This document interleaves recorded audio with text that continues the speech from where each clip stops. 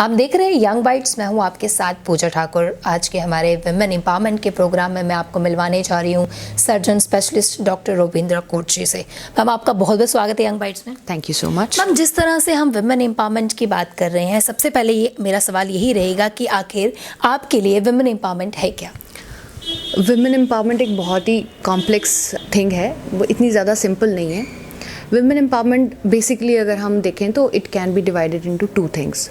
हमारी economic empowerment जो औरतों को हम दे सकते हैं, और दूसरी पॉलिटिकल एम्पावरमेंट जो हम औरतों को दे सकते हैं। सो बेसिकली अगर हम एम्पावरमेंट को बिल्कुल एक छोटे शब्द में बोलें तो this is the right of a women to make a decision and be happy about it. तो दिस इज़ कॉल्ड एम्पावरमेंट। औरत अपना डिसीजन खुद ले सकती है। Women can and first of all opportunities हैं उसके पास, अपॉर्चुनिटीज़ क्रिएट हो चुकी हैं सोसाइटी में, and she is able to grab those opportunities. तो this is basically women empowerment. अगर आपकी राय देखें, आपके व्यू हम जानें तो आपका क्या कहना है कि एक विमेंस को हम किस तरह से इम्पार्ट कर सकते हैं? अगर आपकी ही बात कर लीजिए, आपके नज़रिए में क्या है? There is an index. हमारा इंडेक्स है जो हमारा जेंडर डिस्क्रिमिनेशन इंडेक्स होता है, and it's given by UN. तो अगर देखा जाए तो हमारी कंट्री है ये बहुत पीछे फॉल कर रही है। अभी हमारी यहाँ की औरतें काफ़ी ज़्यादा एम्पावर्ड नहीं हैं। और ये भी नहीं कि हमारी गवर्नमेंट का कोई इसमें दोष है। हमारी गवर्नमेंट ने बहुत अच्छे अपॉर्चुनिटीज़ दे के रखी हैं। एजुकेशन फ्री है, बच्चा पैदा होने पे भी they give a good amount of money. बेटियों के लिए बहुत सारी योजनाएं बनाई जा रही हैं। बट कहीं ना कहीं अब जैसे हमारा एंट्रेंस एग्जामिनेशन होता है, यहाँ पर जम्मू एंड कश्मीर में 50% सीट्स वुमेन के लिए रिजर्व्ड है, which is very less in other states. तो हमारा ये कंट्री काफ़ी वुमेन को ध्यान रख के इसने काफ़ी योजनाएं बनाई हैं। But the only problem is कि ग्रास रूट लेवल पे जो अंडर प्रिविलेज्ड वुमेन हैं उनको किस तरह से हम एम्पावर करें। तो बेसिकली उनके लिए एक ही टूल है हमारे पास, और वो है एजुकेशन। तो हम अगर जाके और छोटी बच्चियों को एजुकेशन दें, उनको हम राइट अपॉर्चुनिटीज़ दें एजुकेशन की, ताकि वो एक और जैसे मैंने आपको बताया कि हमारे यहाँ पर रिजर्वेशन है, तो इस तरह से विमेन को एजुकेशन के लिए, हायर एजुकेशन के लिए भी अपॉर्चुनिटीज़ दें। तो मुझे लगता है कि that will lead to women empowerment in whole, and this will indirectly lead to financial empowerment. Financial, जब एक विमेन इंडिपेंडेंटली एजुकेशन होगी, she can bag a post. She can first of all stand in competition, and then she can bag a post. And once she bags a post, तो definitely she'll earn. And हमारे government setup में women ऐसे discrimination नहीं है। Maybe private setup में there is lot said कि औरतों को कम मिलती है because they pay less hours of duty whatsoever. But government setup में we are again getting equal benefits, maternity rights, we are getting everything absolutely. But basically अगर हम देखें कि विमेन एम्पावरमेंट गवर्नमेंट सेक्टर को छोड़ के बाहर कैसे करनी है, तो वो वही कर सकते। वो हमें अपनी सोसाइटी को काफ़ी रिसेप्टिव बनाना पड़ेगा इस वुमेन एम्पावरमेंट के लिए। We have to educate people कि अगर ये औरत 8 घंटे काम कर रही है या 6 घंटे काम कर रही है, तो she should be getting equal salary जितनी आप मेल को दे रहे हो। अगर वो 12 घंटे काम करे, मतलब कि इक्वल वर्क इक्वल पे, ठीक है ना। एक लड़का 12 घंटे काम कर रहा है तो उसको 12,000 मिल रहा है, एक लड़की 8 घंटे काम करी तो उसको 6,000 मिल रहा है। नहीं, उसको 8,000 मिलना चाहिए, ठीक है ना। जितना घंटे काम करें उस हिसाब से, तो that is equal work equal pay. तो इस तरह से हमारी वुमेन जब फाइनेंशियली इंडिपेंडेंट होंगी, जब फाइनेंशियल इंडिपेंडेंस उनमें आएगी, तो they will be more empowered. और ये वर्क करना, जाके काम करना, वहाँ पर एक एटमॉस्फेयर, एक इन्वायरमेंट औरतों के लिए कैसा रहता है, that is more important. As a doctor, women's को इम्पार्ट करने के लिए आपने कितना इम्पोर्टेंट रोल प्ले किया? मेरे पास जब भी एक औरत आती है जो कि दूर दराज के रेफरल्स आते हैं मुझे, बिकॉज यहाँ पर फील्ड में फ़िलहाल मैं यहाँ पर 3 इयर्स गवर्नमेंट हॉस्पिटल सरवाल में एज अ सर्जन स्पेशलिस्ट काम करती रही, इंचार्ज सर्जन स्पेशलिस्ट काम करती रही। और मेरे पास मेरे कलीग फ्रेंड्स में जो डिफरेंट डिस्ट्रिक्ट्स में पोस्टेड थे, तो वो औरतें मेरे पास भेजा करते थे। उनकी हो सकता था रिश्तेदार थी या नोन थी, या कुछ पेशेंट्स थी जो उनको नहीं चेक कराना चाहती थी, but they had come up with a problem. तो कई ना कहीं देखा गया है जम्मू में मेल्स के कंपैरिजन में फीमेल सर्जन जो है बहुत कम देखी जाती है फील्ड में। फील्ड में आई थिंक फ़िलहाल I am not able to remember any female in Jammu division जो फील्ड में काम कर रही है except for me. I don't know अभी नेक्स्ट मंथ में शायद कोई सर्जन लड़की ज्वाइन करे। We have females in institution, they are working on a dog basis, यहाँ पर एस्कॉम्स में काम कर रही हैं and they are doing good work, ऐसी कोई बात नहीं है। फील्ड में कम देखने मगर फील्ड में जहाँ पर हमें रेफरल सिस्टम चल रहा है वहाँ पर कम आ रही हैं। तो what is my role in empowering these women? So when they come to me, I examine them, I do the best for them, I give them the best treatment, but I tell them that why you have been so much shy that you have not been able to come up with your problems for past so many years. एक CA rectum की patient जो मतलब which is stage 4, which is almost मतलब it's a complete encirclement of the anal canal and मतलब उसको bleeding हो रही है and she's thinking it's piles but she has never got herself examined. उसने कभी किसी को दिखाया ही नहीं मेल को सोच के, तो मुझे वो वहाँ पर बुरा लगता है। ना I teach them कि it's okay if you go to a male also for your problems. So and doctor को आप किसी भी डॉक्टर को जाके कंसल्ट करें, that is more important. So I am trying to empower my patients through this कि you should not be shying away from this and you should get the basic right to health. तो आपको ये अपना exercise करना चाहिए. And because of your orthodox nature, your orthodox thinking, that you should not sit back और अपनी जान आप इसमें so this is how I try to. आपने बताया कि जैसे कि अगर मतलब कि आपने बताया कि ब्लीडिंग होना, तो मेरे को ये लगता है कहीं ना कहीं लोग कंफ्यूज रहते हैं पाइल्स को लेकर, फिशर्स को लेकर, और जिस तरह से कैंसर की बात की जाए वो भी हो सकता है. तो किस तरह से हम एग्जामिन कर सकते हैं कि उस व्यक्ति को, मेल या फीमेल को, पाइल्स है, फिशर है या उसे कैंसर है? जो हमारे मेडिकल साइंसेस में there are warning signs, danger signs. और ब्लीडिंग चाहे वो नाक से हो, चाहे वो मुंह से हो, चाहे वो उल्टी के साथ हो, थूक के साथ हो, लैट्रिन के साथ हो, किसी भी नेचुरल ऑरिफिस से अगर ब्लीडिंग हो रही है then you should see a doctor. आप खुद एग्जामिन डेफिनेटली नहीं कर सकते, बट आप आइडेंटिफाई कीजिए कि हाँ मुझे ब्लीडिंग हुई है और इसको लाइटली नहीं लीजिए. बट हमें सिम्टम्स के बारे में जानकारी होनी चाहिए. Yes, bleeding is a dangerous sign anywhere. Bleeding coming out from anywhere, you should not take it light. Come to the doctor. Doctor will be, क्योंकि you cannot examine yourself. हम उस जैसे let's speak about the anal canal only. तो हम वहाँ पर examination करते हैं. We do it with our fingers. We do it with proctoscope. We do it with sigmoidoscope. We do multiple examinations as required. But वो procedures एक competent बंदा ही कर सकता है, एक सर्जन ही कर सकता है, जिसकी सर्जन क्या एक मेडिकल ऑफिसर भी कर सकता है. बट डेफिनेटली जो हमें सिखाया गया है that is very different from what other people have been taught. So a surgical consultation is a must. So we should I think bleeding should not be taken as a very light sign. You should come up. बिल्कुल, आपने बिल्कुल सही कहा कि bleeding हमें कहीं से भी हो रही है, हमें उसे लाइटली नहीं लेना चाहिए. अगर बात करें पाइल्स और फिशर्स की, क्या बताएंगे कि किस तरह का डिफरेंस दोनों में रहता है?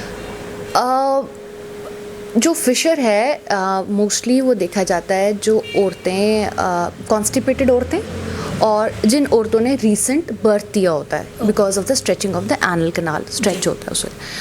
तो और जो पाइल होता है somehow if you implore your anal canal तो you will find some swelling, blobs जैसी swelling होगी. But it's again very difficult for a person to find itself. But fissure आप identify कर सकते हो क्योंकि वो चीरे जैसी चीज़ होती है और उसके साथ जैसे ही कंटैक्ट होता है स्टूल्स का, मतलब जब स्टूल्स वहाँ से पास होते हैं तो इट कॉजेज़ पेन.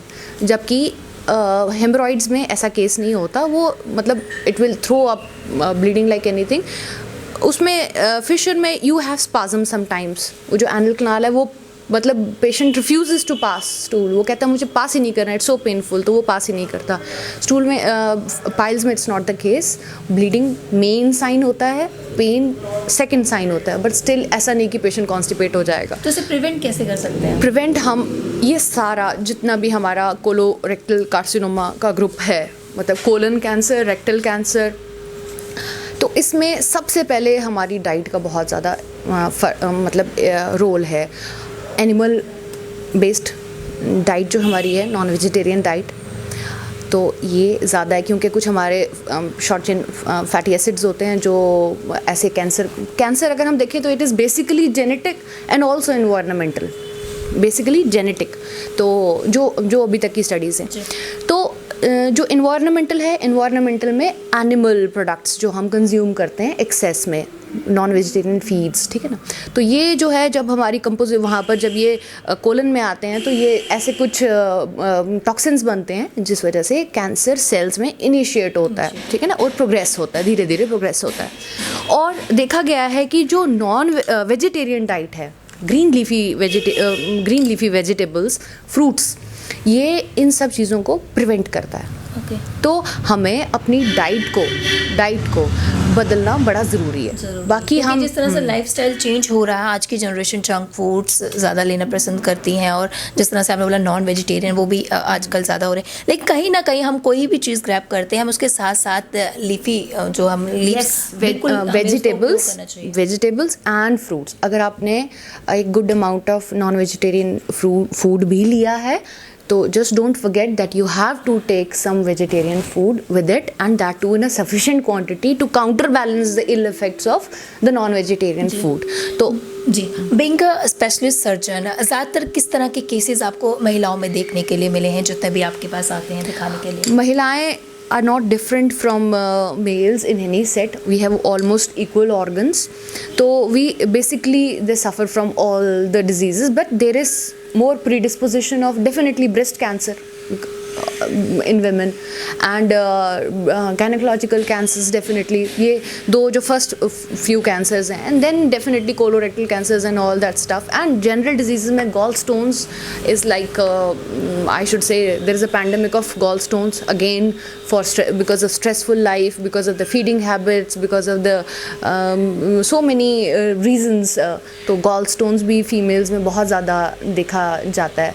तो and जी, तो काफ़ी अच्छा बताया कि आपने हमें किस तरह से कैंसर को हम एग्जामिन कर सकते हैं, और अगर ज़्यादा आपको लगता है तो हमें जल्द से जल्द डॉक्टर के पास जाना चाहिए। उनकी कंसल्टेशन के बाद ही हमें कोई भी मेडिसिन है वो जो लेनी चाहिए। तो अगर ब्रेस्ट कैंसर की बात की जाए, इसे किस तरह से हम एग्जामिन कर सकते हैं घर में बैठ के, या डॉक्टर को हमें कब लगता है कि हमें डॉक्टर के पास जाना ही चाहिए? क्योंकि कुछ फीमेल्स शाई होती है तो वो खुल के बाहर नहीं आती। बिल्कुल, यहीं पर रोल है एम्पावरमेंट का, यहीं पर जब हमारी सोसाइटी, एक तो हमारी सोसाइटी रिसेप्टिव हो, जो औरत आपके पास आ रही है एग्जामिनेशन करवाने, तो उसको एक डॉक्टर तो डेफिनेटली एक अच्छी नज़र से ही देखता है, but she should not feel uncomfortable before a male surgeon, before a male doctor, and women should be of that temperament where she thinks that my life is more precious than my other things, my thinking. So we were talking about breast cancers, breast lumps. तो हमारे जो breast lumps हैं ये हमारे different age groups में, जैसे हमारा reproductive age group है, then we have middle age group, and then we have later age group जो हमारी मतलब 45 साल के बाद की उम्र होती है। ज़रूरी है कि 35 एज के बाद ही ब्रेस्ट कैंसर हो सकते हैं या उससे पहले भी हो सकता है? हम सबसे पहले बात करेंगे ब्रेस्ट लम्प्स की। लम्प्स किसी भी एज में हो सकते हैं। ये नॉर्मल डेवलपमेंट में जब हार्मोन ज़्यादा हो गया तो कोई गांठ जैसी बन गई, ठीक है, हार्मोन बिगड़ गया, जेनेटिक प्री डिस्पोजिशन थी, तो वो कैंसर बन सकता है। अगेन आप ब्रेस्ट लम्प आइडेंटिफाई करते हैं तो you have to come to a doctor. Again it can not be taken non seriously. Doctor कुछ छोटी मोटी एग्जामिनेशन करेगा, अल्ट्रासोनोग्राफी यंग वुमेन में हम प्रेफर करते हैं, एक अल्ट्रासाउंड करवाएगा, एंड डेफिनेटली हमें पता है, और उसका फॉलोअप भी रखना बहुत ज़रूरी है, ठीक है ना। So how a thing changes into a bad thing, तो आई थिंक भी एग्जामिन कर सकते हैं। ये भी सुना है, सर्वे में ये भी आया कि कोई भी गिल्टी हो जिसमें पेन नहीं हो वो कैंसर का कारण। अभी रिसेंटली जब I was working as a consultant है, तो मैंने एक रिसर्च करी, and all those women who used to come to me referred by gynae department and referred by other departments और कमिंग टू मी डायरेक्टली, तो I made a survey, I made a questionnaire study, and I asked them, I inquired, I was more interested in about knowing their literacy level and all that stuff, कि कितनी वो literate हैं, and I found that even the most literate of women do not do breast examination out of laziness. Because probably they are not aware of it. ठीक है, जब तक वो 4 centimetre का लंप या 2 सेंटीमीटर का लंप इतना बड़ा बन गया होता है तब तक सब कुछ ठीक है। You never thought of checking your self. मतलब दिस इज बेबी अपने बेबीज़ को वो प्रॉपरली फीडिंग नहीं देते हैं, कहीं ना कहीं ये भी कारण मुझे लगता है ये चीज़ हो सकती है, क्योंकि उनकी फिगर ना खराब हो, उस वजह से भी ये चीज़ें हो सकती हैं। that's a big thing to say, but yes, definitely it's a scientifically proven fact। जो नलीपारस औरतें हैं और जो ब्रेस्ट फीडिंग नहीं करती हैं उनमें ये स्लाइटली ज़्यादा देखा गया है। और जो ब्रेस्ट कैंसर ये ड्यूरिंग लैक्टेशन, मतलब जब ये दूध पिलाती हैं उस वक्त, that is the most virulent form of cancer we can have. तो उस वक्त भी हम देखते हैं चलो ये जी एब्सेस ही होगी, ये जी कुछ नहीं है, गिल्टी है, बच्चे को दूध पिला रहे हैं, दूध की गांठ पड़ गई है, तो हम उस वक्त भी ध्यान नहीं देते। डेंजरस हो सकती है आगे जाके अगर उसे लाइटली लिया। यस, कभी भी ब्रेस्ट लंप को भी immediately, it's a very bleeding, जैसे मैंने आपको फर्स्ट बोला, एंड ब्रेस्ट लंप, ये 2 वार्निंग साइंस हैं जो किसी भी फीमेल को इग्नोर नहीं करने चाहिए। एंड अगर मैं as a surgeon want to empower a women, तो मैं यही बोलूँगी कि अपने इन 2 साइंस को आइडेंटिफाई, अपनी हिट लिस्ट में रखिए, और इनको किसी से हेल्प मांगने के लिए you should not shy away. बस इसके लिए आप ज़रूर कंसल्टेशन लीजिए। This is how I can tell you to be more empowered about your health. Thank you so much ma'am हमारे साथ जुड़ने के लिए। बहुत सारी कीमती जानकारी आपने दी जो व्यूअर्स को नहीं पता था, और खासकर जिस तरह से आपने फीमेल्स को बताया कि किस तरह से उन्हें एग्जामिन करना चाहिए और किस तरह से कौन से ऐसे पॉइंट्स हैं जो उन्हें याद रखने चाहिए कि जो आगे जाके उनको कोई बड़ा डिजीज़ क्रिएट ना करे, कैंसर ना हो सके, तो उसके पहले उन्हें पहले ही प्रिवेंशन लेनी चाहिए। तो हमारे माध्यम से जितने भी दर्शक देख रहे हैं, जिस तरह से हमारा विमेन एम्पावरमेंट का प्रोग्राम है, आपने भी काफ़ी अच्छा बताया, आपने भी काफ़ी एक अच्छा इंपॉर्टेंट रोल प्ले किया है विमेंस को इम्पार्ट करने के लिए। तो क्या एक मैसेज सभी विमेंस के लिए आप देना चाहेंगे आज के इस प्रोग्राम? अपनी जो औरतें अब मिडिल एज में, देखिए जो हो चुका है वो तो हो चुका है, जो औरतें बड़ी हो चुकी हैं, जो अपनी फैमिलीज़ में बस चुकी हैं, जो अपनी फैमिलीज़ में हैं, अब हम उनको ज़्यादा नहीं एम्पावर कर सकते। वो बेसिकली अब जिस स्टेटस में है उसी स्टेटस में, अगर हम ज़्यादा एम्पावर करेंगे तो वो सब डिवोर्स लेके बैठ जाएंगी। तो अब हम बता सकते हैं कि एक माँ का रोल क्या है विमेन एम्पावरमेंट के लिए। एक माँ ने अपनी बेटी को और अपने बेटे को, क्योंकि बेटा वो सोसाइटी बनेगा जो उस एम्पावर्ड वुमेन को एक्सेप्ट करने को तैयार हो। जो माँ अपने बेटे को अच्छी एजुकेशन देगी, अपनी बहन को देखेगी कि इक्वली ट्रीट हो रहे हैं दोनों बच्चे, तो डेफिनेटली उसका बेटा भी सीखेगा कि हाँ ये मतलब I am ready for this now, I am ready for accepting the society as it is. So basically उन औरतों को we have to target those women, I think, personally think, so that वो अब हमारे पास सब प्रोग्राम्स हैं। अगर हम ज़्यादा फैंसी एजुकेशन अफोर्ड नहीं कर सकते, एटलीस्ट बेसिक एजुकेशन अफोर्ड कर सकते हैं। तो गवर्नमेंट स्कूलों में शायद पढ़ाई भी फ्री है, यू नो। तो आप बच्चियों को स्कूल भेजिए, या अगर बेटों को प्राइवेट स्कूल भेज रही हैं तो बेटियों को भी उन्हीं स्कूल, बेटर स्कूल में एजुकेशन एजुकेशन दीजिए ताकि वो इक्वल अपॉर्चुनिटी लेने के काबिल बने, जॉब ग्रैब करने के काबिल बने। तो ये आई थिंक, हाँ, दूसरी बात गवर्नमेंट की तरफ से कि पॉलिटिकल एम्पावरमेंट करनी बड़ी ज़रूरत है हमें। पॉलिटिकल एम्पावरमेंट होगी जब we will reserve seats for women, more seats for women. औरत की मदद करेगी या नहीं करेगी, that's a very secondary question, because ज़रूरी नहीं होता कि औरतें are very favourable to women, but definitely we should think about the possibility कि अगर एक औरत है तो शी कैन थिंक अबाउट कि मेरी औरतों को basically she can think it one on one कि बेसिकली प्रॉब्लम है क्या औरतों को, और कहाँ अगर वो करना चाहे तो वो उनको इम्प्रूवमेंट कर सकती है। तो गवर्नमेंट हमारी पॉलिटिकल एम्पावरमेंट कर सकती है, औरतों के लिए कुछ सीट्स रिजर्व कर सकती है। कास्ट पे रिजर्व करना is not very important these days, gender पे रिजर्व करना ज़्यादा इंपॉर्टेंट है। और हम जेंडर डेवलपमेंट इंडेक्स में काफ़ी पीछे हैं। तो कहीं ना कहीं वुमेन को इम्पार्ट करने के लिए एक वुमेन का ही इंपॉर्टेंट रोल रहता है जो वो प्ले करती है, और उन्हें करना भी चाहिए। तो आज के हमारे वुमेन एम्पावरमेंट के प्रोग्राम में हमारे साथ जुड़े थे डॉक्टर रोबिंद्रा कौर जी। काफ़ी अच्छा मैसेज जो है, काफ़ी अच्छी जानकारी भी इन्होंने सभी व्यूअर्स के लिए दी। उम्मीद है कहीं ना कहीं कुछ ना इस जानकारी से आप लेंगे और कहीं ना कहीं पॉइंट को, जितने भी पॉइंट्स उन्होंने लिखवाए उन्हें नोटिस करेंगे, कहीं ना कहीं खुद भी एग्जामिनेशन करेंगे, और कोई भी अगर प्रॉब्लम दिखेगी तो आप ज़रूर डॉक्टर के पास जाएंगे कंसल्टेशन के लिए। अगले हफ्ते फिर नई शख्सियत से आपको रूबरू करवाऊंगी। तब तक के लिए आप देखते रहिए यंग बाइट्स। वीडियो जर्नलिस्ट अभिषेक बड़ू के साथ मैं पूजा ठाकुर, यंग बाइट्स जम्मू।